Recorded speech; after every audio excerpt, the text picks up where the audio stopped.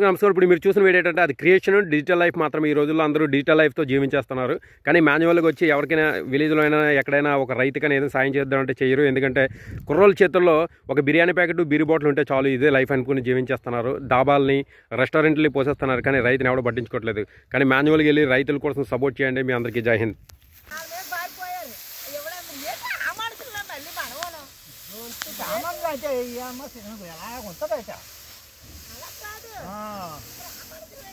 మనుషులు అయితేను